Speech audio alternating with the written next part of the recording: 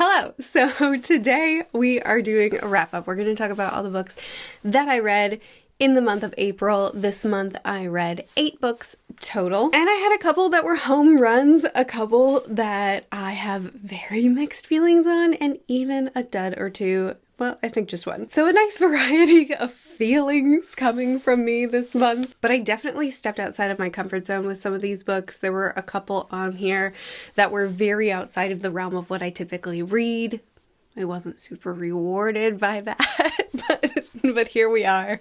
Actually, one of them I was quite rewarded by. But anyway, let's talk about the books that I read in the month of April. At least for this month and for many months previous, I have almost every single book that I talk about in this wrap-up has been talked about more in depth in a reading vlog, with the exception of just a couple. But if there's anything that you want to hear more of my thoughts on, there are other videos where they've been discussed as well, is what I'm trying to say. But before we get into the books, a shout out to today's sponsor, Campfire. Campfire is a reading app where ebooks come with a VIP pass into the world of every book. More than 300,000 authors and readers use Campfire to share and discover new and exciting genre fiction like fantasy, sci-fi, and romance. The books come with character profiles, interactive maps, exclusive short stories, and a chance to engage directly with the author. All you have to do is pick out a book, and as you read each chapter, you can collect the behind the scenes and bonus content curated by the author. You can save your favorites to your bookshelf, make custom collections to organize your TBR, and dive even deeper into the stories that you love. I actually used Campfire for one of the books that I read this month, The Witch Would Not, and I'm going to talk about it later in the wrap-up, but it was so fun to get to the end of a story that I really enjoyed and really sunk into. And when I get to the end, I unlock these extra bonus things. Also, as you progress through the book, you're unlocking features of the story when you hit certain key plot points. It makes it such an interactive and fun reading experience where you get rewards, but also where you get to unlock more of the world. There are so many books that I finish and would just love to get a little bit more. What did the author think about this? What did the characters do after this? It was just a really fun experience where I finish a book, but the story's not done because of this added material that you get through Campfire. You can create a free account, choose the genres you like to read from, browse from those genres, and then when you do choose a book that you want, authors get a higher royalty from Campfire than they do from any other platform. Plus, you get all these extras. I really enjoyed using Campfire. Check out the link in my description if you want to learn more about how you can get started with it. Thank you to Campfire for sponsoring this video, and thank you to you for checking them out. Back to the video. So the first book that I finished in the month of April is The Sheep Farmer's Daughter. This is the first book in the Paxenarian books, I think is what the series is called. It follows a girl named Paxenarian. She goes by Pax. She is a sheep farmer's daughter, surprisingly enough, and she is being married off to a pig farmer down the road, and she doesn't want it. She doesn't want this life, so she goes off to join the military. The beginning of this book is just a rapid fire. This is the life she had. She doesn't want it. Now we're joining the military. And then it's her getting established really quickly, and then we grind to a halt as we deal with a sexual assault that she goes through in the beginning of her military career, and then we kind of pick back up the pace. So it's oddly paced here at the beginning, and it never becomes a fast-paced book, though there are battles happening, and there's action, there's character stuff going on, there's a progression in Pax's life as a member of the military now. It's never, at least in this first book, a super fast-paced book. It's a lot of day-to-day repetitions, day-to-day routines, and just life as she's now in this whole new world and this whole new system. Very detail-oriented, very focused on that slow, methodical new life that she's experiencing. I think probably the strongest part about this book for me was just in the realism of it, the day-to-day feeling very just, we're living life with her, as well as characters come in and out of her life. Sometimes they stay for a long time, sometimes they have a significant role to Pax and they don't get to survive. They make mistakes, they get wounded, and those wounds don't always heal. Sometimes those wounds get infected, sometimes they get cold, sometimes they get hungry. If they do miss meals, girls. They might lose their energy. There's just a lot of things that I think a lot of times books kind of skirt over because it's the mundane, and this book almost zeroed in on some of those details because it's real life. And I think that that's a really big factor of one of the biggest strengths of this book.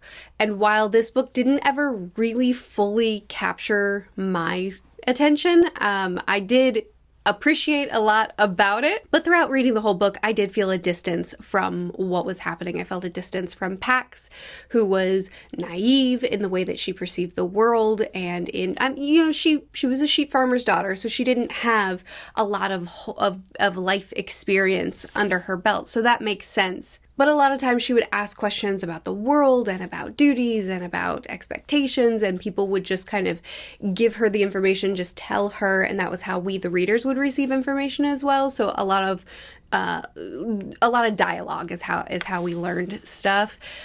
She would oftentimes go through these really big events and just kind of accept it and move and not really do a lot of reflecting. And I didn't feel like I lived with this character, even though the day-to-day was so detailed. I didn't really feel like by the end of the story I knew Pax that well, other than just that she's a genuinely good character. She's a truly good character. But beyond that trait of being diligent, hardworking, determined, unshakable in a lot of ways, and good, I don't feel like her personality. I know her traits, but I don't know that I know her personality or her, like, what makes her tick. But obviously she's destined for great things, and I did promise the person that wanted me to read book 1, I promised him that I would read book 2, because he says that that's where it truly gets fantastic.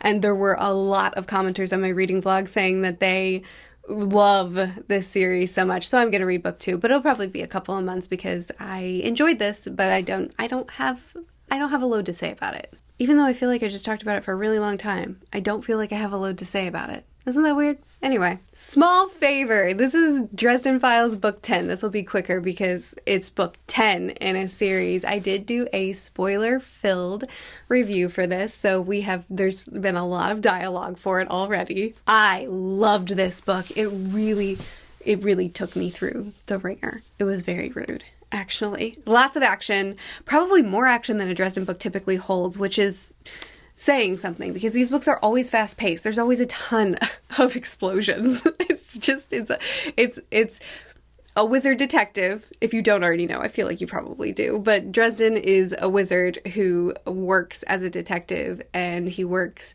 for the Chicago police, contracted for the Chicago police when a supernatural death happens. He comes in to try to solve it, or at least that's the pitch at the very beginning of the series. A lot has changed and evolved since then, but he's a little bugger.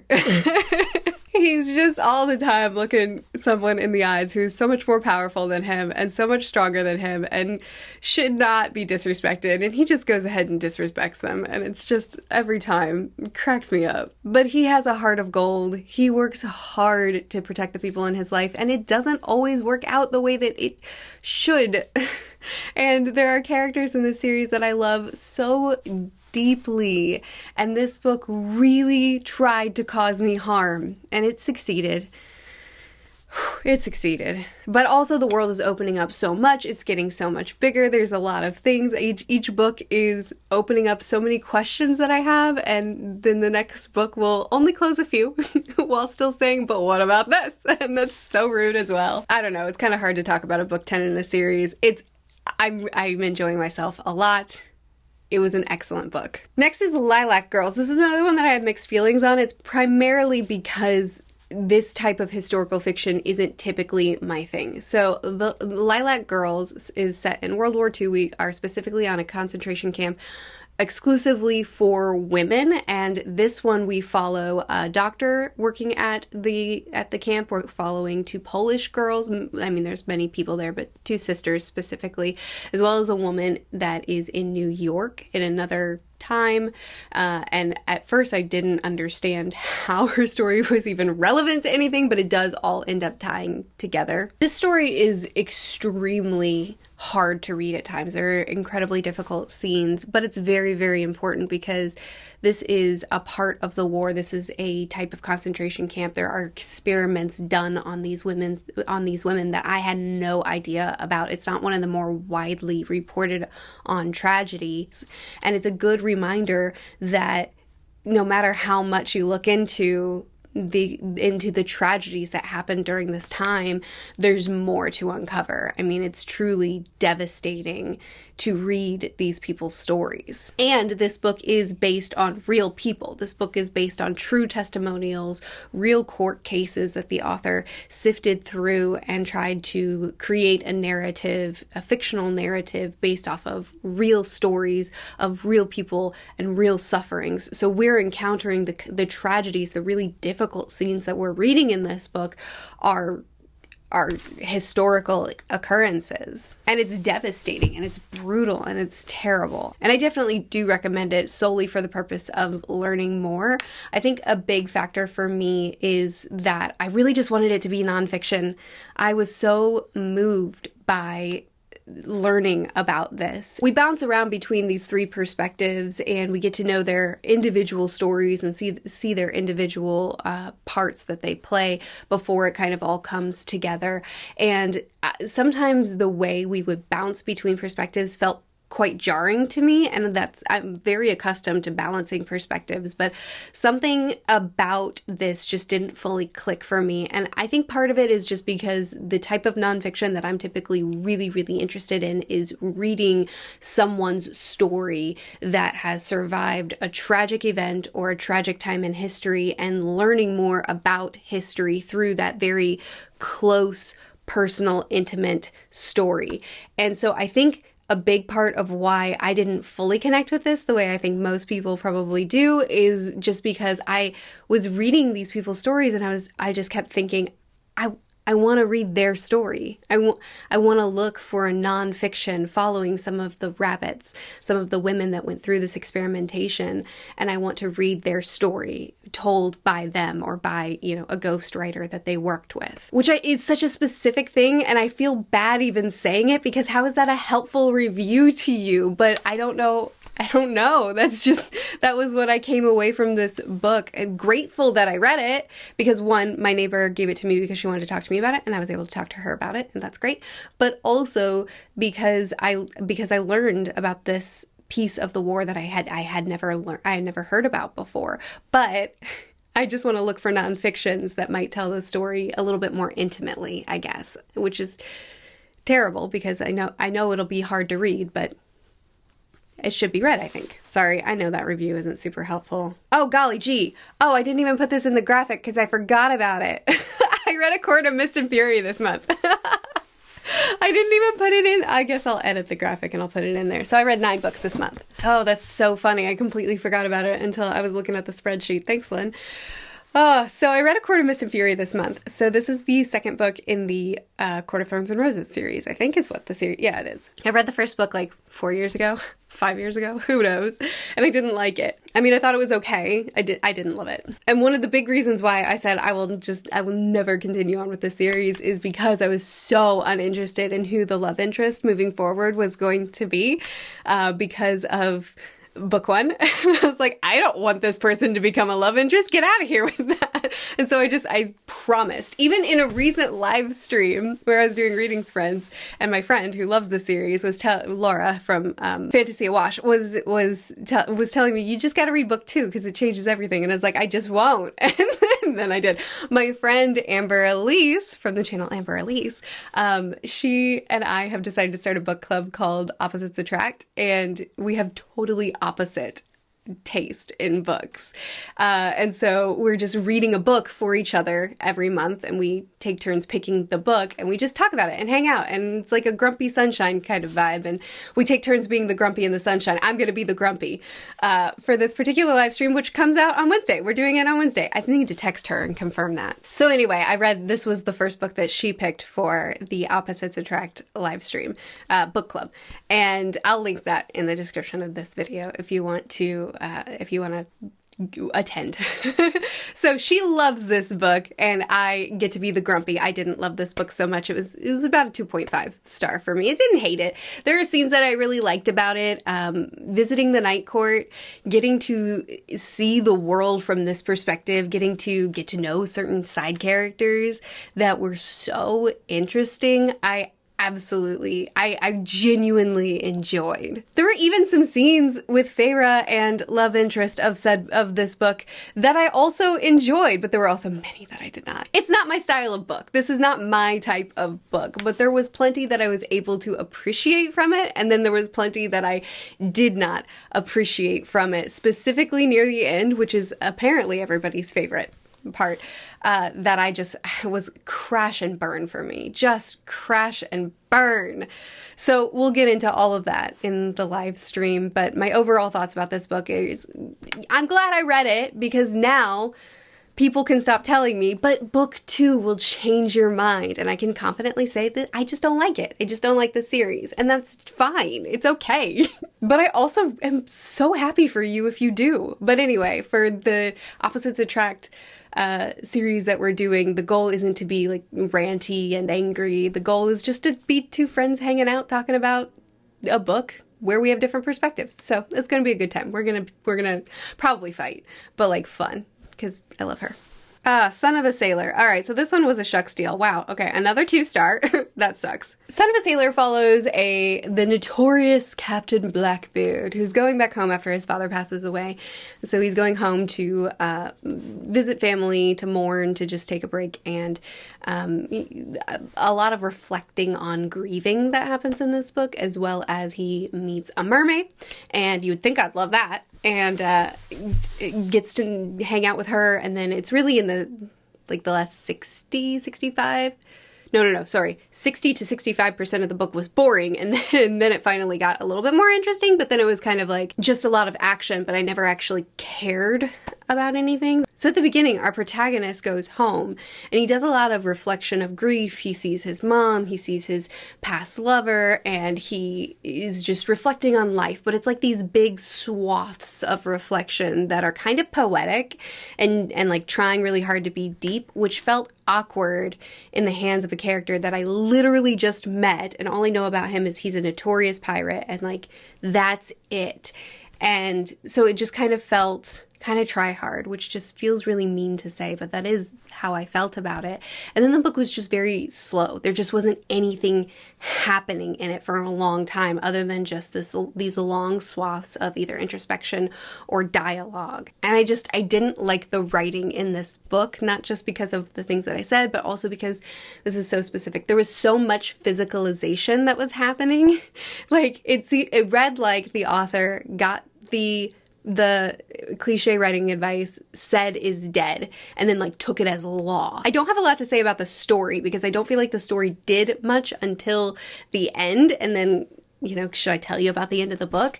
All I can tell you is about what happened in the beginning, which I feel was not much other than writing that I didn't enjoy.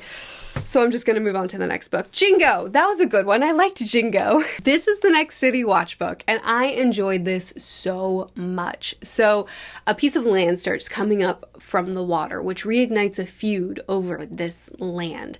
A war begins, and characters that we have seen in the past, Carrot, Vimes, Nobby, and others, are all back into play during this escalation, as well as a lot of new characters as well, and I enjoyed myself so much. There is this inventor that I read a couple quotes for in the, or I think just the one quote might have been all that I read in the reading vlog. It's one of my favorite character introductions I've read in a while. He's just so eccentric, so brilliant, but also so unaware of things going on around him and motivations of people. Oh, it was hilarious. But always in a Discworld book, it's littered with so much humor. I mean, just on every page, there's something to laugh at. But along with that, there's also a lot of things to consider, like war, which is how happens. So that's what we're focused on here in this book. The fruitlessness of it, the motivations of people. For Vimes, it's duty, and his duty being not to just follow orders of his side or to just fight the enemy because they're the enemy, but it's to keep the peace. It's his job, or it's his duty to people, not to land.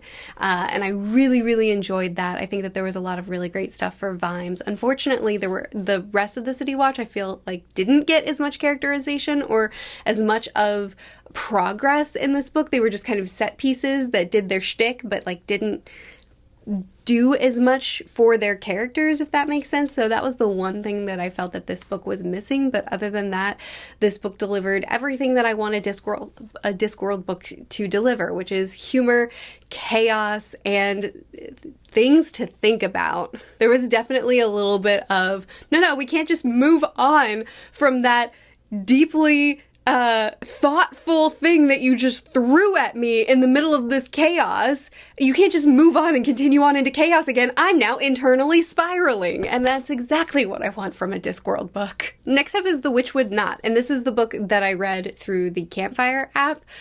This is, oh my goodness. Okay, so this is a cozy, haunted, gothic. in my graphic at the beginning of the video, I put it under historical fiction because it's set in the Victorian era, but it's also fantasy, but it's also romance, and it just does so much, and it does it so well. So we follow Winnie. She enters this gothic manor, this Victorian mansion, and from the moment she steps in book one, things go strange. There's someone who greets her who is a very eerie sort of vibe to him. He will not help her. He will not answer her questions directly, and generally is a bit creepy. And very quickly we realize, yep, it's strange. The house doesn't have a butler. Who exactly was helping you, ma'am? So this is a haunted mansion where a lot of strange things are going on. There are fae around. Sometimes she'll exit a room and then just re-enter the same room that she just walked out of. There's a split between reality and the dream realm, and so Winnie just experiences horrors in both sides of the Witchwood Manor. Which I just, oh my goodness, I love this book so much.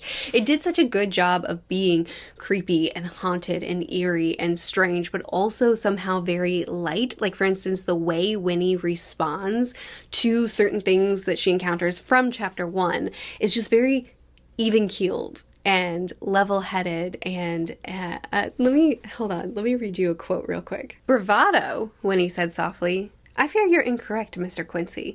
I have not put on any false bravado." She offered a regretful smile.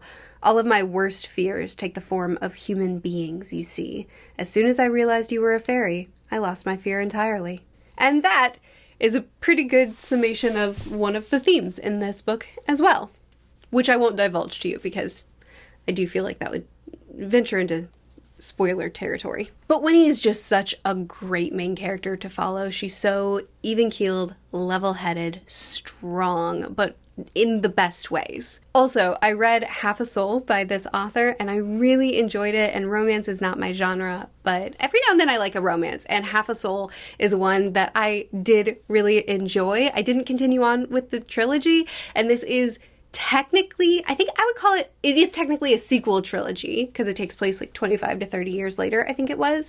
But it's companion. I think you can read it without having read the Half a Soul trilogy because I did. I really enjoyed it and I didn't feel like I was missing anything except for probably some Easter eggs. And speaking of romance, this too had romance in it, and it was so sweet. It was another hit. I really like the way this author writes romances. But it was atmospheric, it was creepy, it was unique, it was sweet. That kind of vibe of creepy, but also cozy and casual and chill, but also like getting under your skin a little bit. That very unique, very difficult to strike balance, I think is exactly what this book struck. I really enjoyed this. And like I said, I read it on the Campfire app, which means that I did get a little bit of bonus material after I finished the book. Specifically, I really enjoyed the second epilogue that I got. That was like a little treat for me. The Witchwood Knot didn't have a lot of extras to it, though I did enjoy the extras that I got, but I think other Campfire books have a lot more extras than this particular one did. I just was really excited when I saw this book on the app because I really wanted to read it. Anyway, the final two books that I have read or am reading this month, I'm not actually done with, but I will finish them probably one tonight and one tomorrow. So by the end of the month, they'll be done. I have The Last Fae Hunter and Born. So The Last Fae Hunter is Thai folklore following X, who is a Fae hunter, and the Fae are the beasts that are wrapped up in the Thai folklore. And oh, they're so cool. They come in many different forms. We get to see a lot of different types of Fae. And his goal, his job, is to hunt them down to protect humans because they are a danger to humans. And he doesn't get a lot of commission as a Fae hunter. He doesn't get very much at all, and half of what he gets he has to share with the guild. So he instead will occasionally, when he finishes destroying a Fae, killing a Fae, he will just hack its body parts off and sell those. And that's how he gets his money. But he's on the hunt for one particular kill, one that should give him a much higher bounty, one that should help him, and it's also kind of a point of pride for him.